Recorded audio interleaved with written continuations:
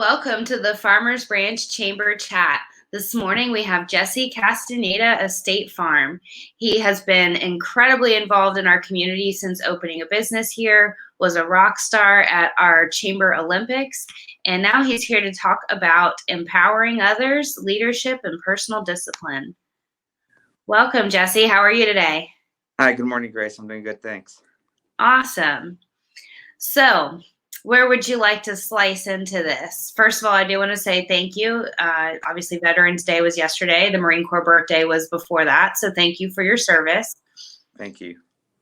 And so you're still a Marine Reserve, is that correct? Yes. What does that look like?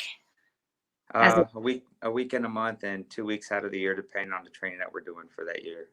Okay. And then I know some things about, your personal schedule. Share a little bit about the personal discipline that you employ in your life, getting up early, working out. So yeah, with that, the goal is I always have my alarm set at 4:45. I try to start working out no later than 5:15 in the morning. And even sometimes the sleep is not always the greatest for myself, but even still pushing through that tiredness to get out of bed and get into the garage so I can work out.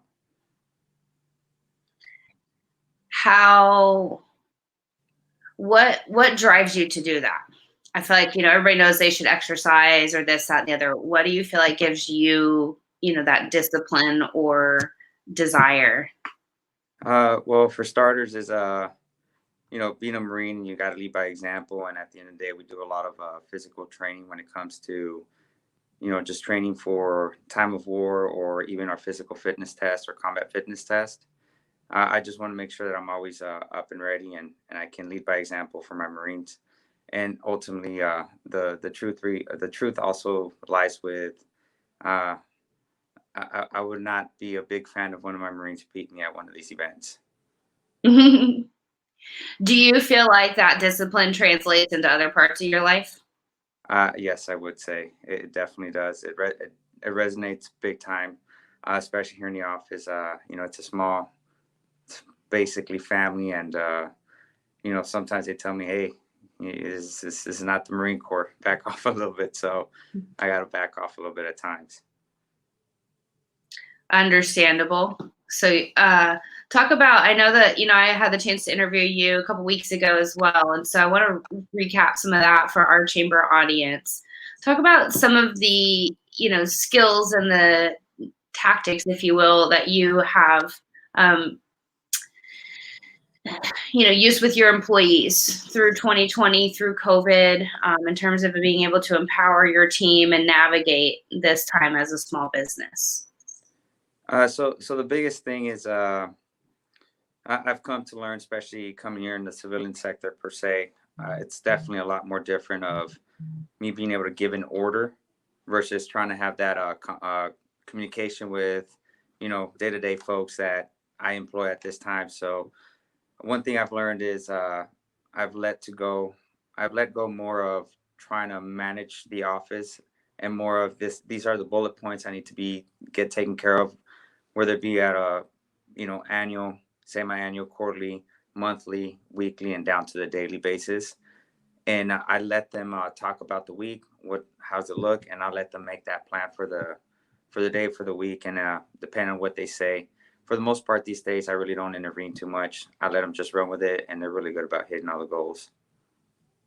That's awesome. So you've made it more just outcome based as opposed to micromanaging.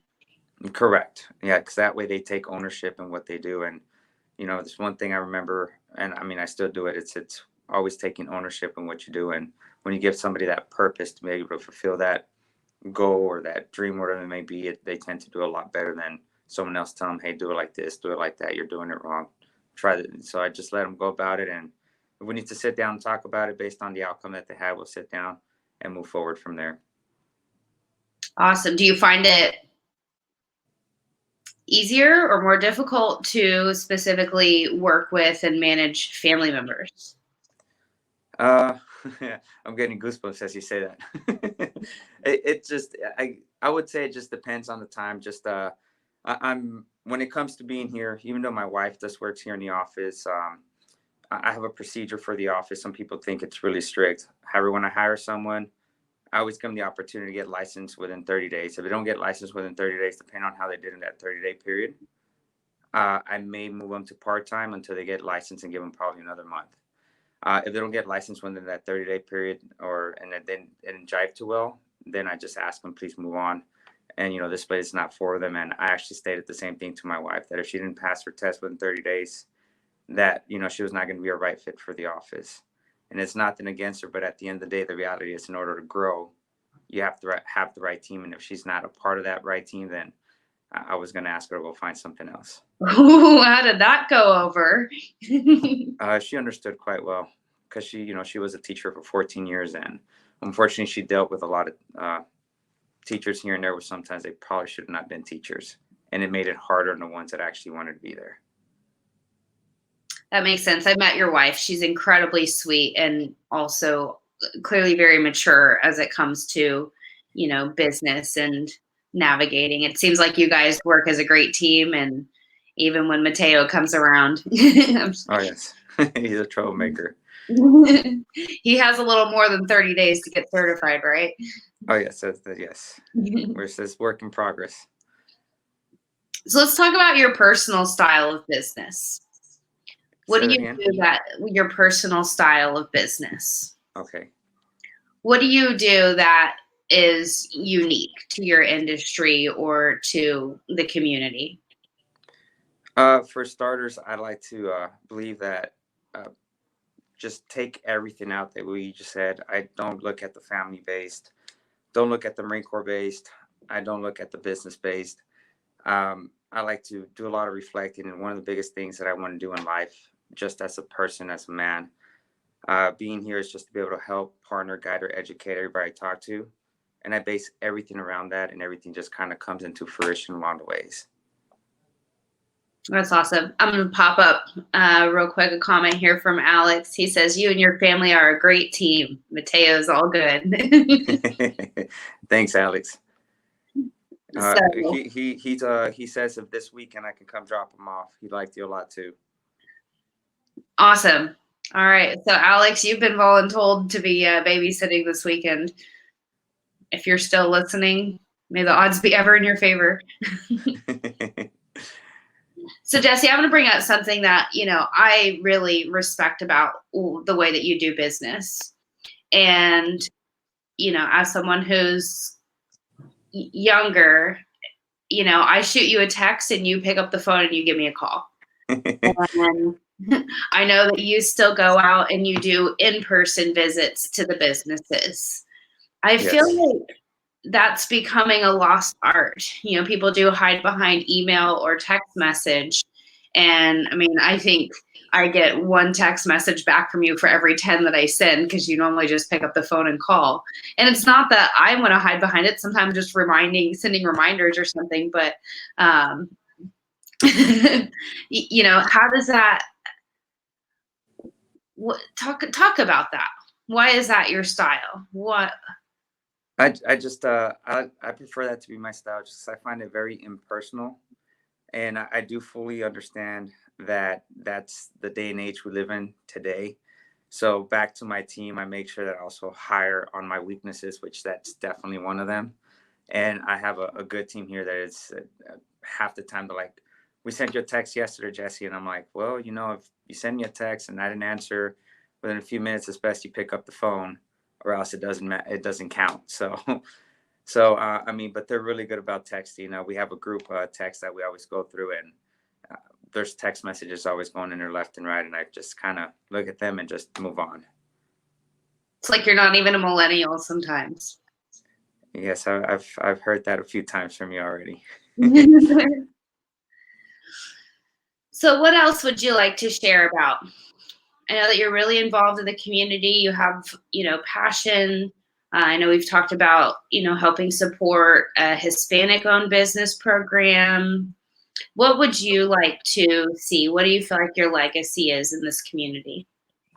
Well, one thing I would really like to see if I can make, the goal is to make a big impact in the community, is once and foremost is, being that I come from a service background myself, is taking care of the ones that are serving our community, from first responders to EMT, EMS, firefighters, and then taking it from there and then going next level or next step, which would then be the teachers as well. Because at the end of the day, I feel that even like right now as we speaking, my son is in school right now, and he's in the hands of the teachers that are teaching them. And I just want to say thank you to that community. So I definitely I don't like talking about it too much, just because to me it feels kind of like a more of an I'm exploiting them type of situation more than anything else. But anytime I get the chance, if I can go sit down and eat, break bread with one of the fire departments or some of the police officers, I'm always up for it and always happy to help them out as well. I will say it's one thing, and specifically I'll address this to our audience of listeners. Jesse is very humble and has really jumped in with both feet. And every time I brag about him, he doesn't really like it. But at the same time, somebody needs to, because really what you do, for this community is just great. You've, again, just served in so many ways. You jumped in, joined the chamber, said, how can I help? How can I serve? Again, you've taken care of our police and our first responders throughout the summertime, and even beyond that. So just thank you for being who you are. Thank you for that selfless generosity that you clearly have, that's just deep within you. So obviously that translates into business. So let's jump back to some business topics. What do you feel like is different from pre-2020 to post-2020? What will you keep as the changes that we've all had to make in pivoting this year?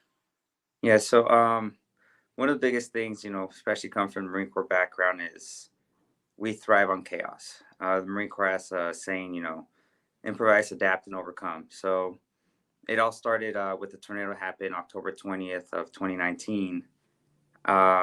Where it wasn't that far away from Farmers Branch. It was just neighboring, just on the other side of 635. So at that point in time, I made the decision to make sure that I got a way for all my employees to work remotely in case the office always was leveled down to ground zero. So originally pre-COVID, we were doing great, starting off the year fine. Then COVID happened, brought my team in, assured them that I was not going to fire anybody, assured them that, remind them, hey, what are you grateful for first and foremost? Because at the end of the day, even going through a pandemic, there's still something you got to be grateful for. We're still here. We're still alive. Unfortunately, there's people that are not here longer with us due to this pandemic. So, having them talk about it first, reassuring that nobody's getting fired, and reintegrating them back into somewhat of what it was prior to. So I had a step process of bringing them back into the office, which we're all in here full time at all times. And moving forward, and even through the pandemic, we've actually been doing really well, a lot more than anticipated. And just kind of looking forward into the future, you've been here into my office. It's a small 950 square foot office. However, just given the situation, just trying to keep the overhead low, and probably something for business owners out there to think about. Again, I'm a very transparent person. What I'm planning on doing is I'm going to start hiring some more people. I'll have an alpha team and a Bravo team. Probably the alpha team works on odd days in the office while the Bravo team is working remotely. And then on even days, that's when Bravo team comes in, and then alpha team will be working remotely, just so I can continue to grow. That's awesome. That sounds like a good idea and keeps it simplified and streamlined. Yes. Sorry, I'm just like processing through that. That's a really great idea. I think some other employers could probably take notes on that. I'm going to go to some of our comments real quick. Your new neighbor, Sean, said, Jesse, thank you for helping me get going in Farmers Branch. You're the best. Oh, no. I do want to say a special thanks to him as well. Sean, thank you very much. Gotten to know him a lot. Great guy. Really love the shop, especially because it's just like within feet away. I can just walk out my door and I'm there. But more, I also want to say thank you very much. First, happy birthday to any Marines that are on here. Happy Veterans Day to any veterans that are on here. But to Sean, thank you for providing that amazing cake. And I told him the other day, that's definitely the best Marine Corps cake I've ever seen out of all the Marine Corps balls I've ever been to. So thank you for that, Sean. I greatly appreciate it. Man, I should have had a picture of that ready to go because that was a serious cake. I hope you Yes, guys it was. take it home and are going to eat it for the next year. I think it's in the freezer right now. Very well, very well. And all right, so we got a couple other thank yous. Alex also says thank you for your service. Thank you for being a leader. Meryl from Office Furniture said thank you for your service. So just want you to know, I know that you're very humble, but people are grateful that you're around and for the things that you do. You're definitely making a difference and making waves, even if it's under the radar and without using text messages or the book face, as you like to call it. Yes. Yes. No. One thing I will ask, and I know we've been talking about it for the longest. This will be my 14th consecutive year doing Toys for Tots. For any small businesses out there, if you've done it before, I highly encourage you to get started on it. If you would like to get into it, please let me know. I have the address, phone number, point of contacts for where you can pick up boxes. If you need any Marines and dress blues, I can be there. I've always asked my Marines, and there's not been a time that they do not volunteer to come out for such a great cause. So as of right now, Sean, thank you. He's already gotten set up. He's got a box in his shop as well. We're working with a few of the apartment complexes here in the Farmers Branch area to get started on that as well. So, my goal is to set a big event. Given that we're able to with everything going on right now, and if I do, then I'll invite everybody out. Awesome. I have what might be a silly question, but maybe not. Could you elaborate a little bit more on the Toys for Tots program? Like, obviously, I think most of us know, you bring a toy, you drop it in the box. But do those just kind of go to a central location and get re-divided out? Or if businesses in Farmers Branch have a box, do those go and stay within the local community? So with the Toys for Tots, what it is first and foremost, thank you for bringing up that question. As I mentioned a moment ago, it has to be a new and unwrapped toy that has to be dropped off. For businesses that would like to get it done, you don't have to have an actual Toys for Tots box. You can create your own Christmas one. I've seen some really neat ideas out there that folks create, like the train that's on the actual Toys for Tots box. And what happens is whenever all the toys are collected, this year they have to be turned in by the 13th of December. They get delivered to a warehouse. Every year it's different depending on who donates a space big enough for us to go drop off all the toys. There's always Marines and volunteers in there working, and what they do is they separate the toys by age category and by gender, and then they get redistributed based on who requests these toys. So you can go onto the Toys for Tots website, and then you can depend on if you're an organization, or you can go in there and request toys, and you can just put boy, girl, and the age that they're in, and then they'll separate toys and make sure that they get delivered out to you guys. And it's also broken out even further to the degree of, in certain counties, they go to a specific location as well. Okay. That's awesome. That's good to know. So they kind of go directly to the families, but also partner with other organizations that would help redistribute those based on need. Yes, correct. So yeah, and it's all done through the Toys for Tots website. I think it's dfwtoysfortots.com that you can go now and go in there, and then there you can go and sign up there as well. Awesome. I mean, I apologize if that seems like a silly question, but I always like to know how things work on the back end, and it, never really dawned on me like, oh, how does that work? Obviously I know what we do as the civilians, as the people who donate, but I always like to understand the intricacies of the behind the scenes. So thanks for explaining that out a little bit further. No, of course. And if there's anybody that's not here in the direct Farmers Branch area, anywhere in the DFW, you can always go to the Toys for Tots website and see where the drop sites are at, and there might just be one really close to you. Awesome. Yeah, I know I see them all the time everywhere. So obviously Sean's going to have a box. I know they always have a box at the Sam Pack Ford dealership. So be on the lookout for that. So how can people get in contact with you? What closing thoughts would you like to share? The floor is yours. Oh, no, no. So yeah, so the biggest thing that I always tell folks, and I've been getting better at this, and I always say, well, I've been starting to say I've stolen this line from Alex, but just the biggest business that we can get in here is referrals. Anything that has to do with insurance, we can pretty much do it all. If it's something we can't do, we can find you some options to still be able to guide you to get to what it is that you're looking to get when it comes to insurance. Awesome. And how do they get in contact with you? Where are you located? So I'm located here off of B Street and Valley View Lane, right across the street from Cox Farmers Market store. It's there. It's here in the Mustang. Was it the Mustang station? It's right, literally right across the street from there. If you guys want to call the office, it's 469-680-1992. And you can also go to Google and just Google us, and then all our information is in there as well if you want. If you rather click in or email in or call in. Awesome.